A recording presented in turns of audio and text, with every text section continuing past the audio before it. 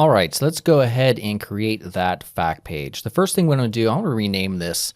It's kind of not very user-friendly. We'll just call this desktop. And then we're going to hit Control-C and then Control-V. So it automatically just duplicate everything and stick it over here to the right. And so for our fact page, we're not going to have a hero section, which is pretty standardized when it concerns web design at least. So we'll go ahead and get rid of that. We're going to leave these two blips right here, but get rid of this call to action and then get rid of everything here. We're also going to ungroup the grid and then get rid of these two things right there. We're actually going to use this right here as kind of a question and answer containers. But first, let's focus on this top part up here. So we're going to move this up just slightly. And we're going to put in fac. And then for our lorem ipsum text, we're going to leave it there, but we're just going to make sure this extends out to the very right side. Simple enough. Now let's take this. We don't need this text right here. Right click, by the way, if you had it grouped, and hit ungroup. All right, and now what we'll do here is pose a question at the top, and then in the bottom in a smaller paragraph font we'll have an answer. So I will go ahead real quickly and just type in, will this allow me to do that other thing? All right. Cool. We'll take that, Control D this time. The whole Control C, Control F was getting a little bit annoying, admittedly. And we're going to take this down. Let's take a look at our size. I think the size of this text over here is 33, so we'll keep things consistent and put 33. I'm not even really happy with the difference between these two because there's not much of a noticeable difference.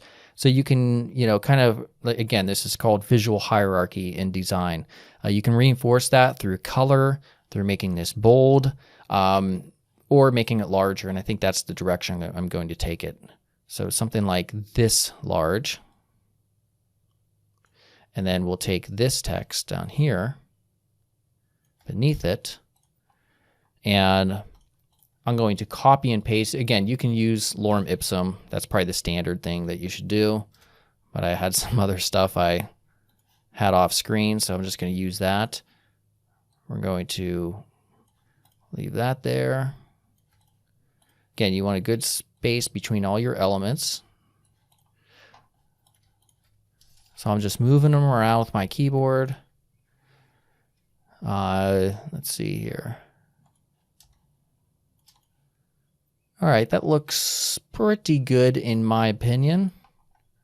All right, so once you're satisfied with everything, we can go ahead and take everything, repeat grid, get it all the way out to the very edge. Well, actually just to the very right over here, and then extend these as needed. And again, it would help at this point to get up our grid real quickly just to see. And so right there is perfect. All right, so we'll hide our grid. And we'll pull this down. Let's see here. Yeah, we'll make it go 3 right there. We'll take everything right here, holding Shift, drag it down somewhere over here. We're going to take this and increase the height. So we'll drag this up, keep on dragging up, drag it up more. Right there is perfect. And also notice the spacing vertically doesn't match this here, so we'll just drag that down a bit. What are these? 43, and this is 40. Trying to get it to match up with 43. 45 is fine. There we go. All right, and that is our fact page. Very cool. All right, so let me hide this real quick. So this is our our design so far at this point. So in the next section, what we're going to do is also add a mobile version. But you know what? Real quickly before we do that, let's hop into the prototype tab and let's get some of these, like an actual interactive prototype working.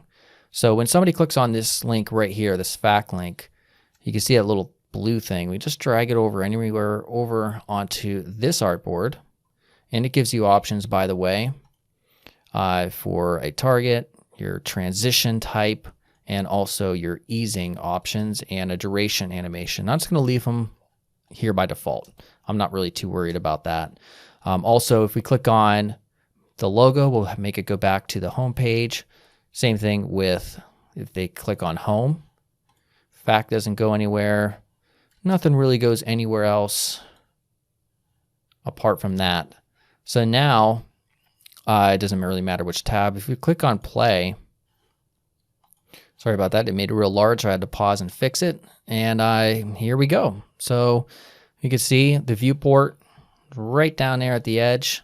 So it makes it scroll like an actual web page or app of some sort. We click on FAQ, and there we go. Looks a little redundant with the same content, but you can adjust those manually if you wish. All right, so like I said, in the next section, we're gonna go ahead and create a mobile version of this layout to see how the layout should respond when we're using Bulma in the grid system.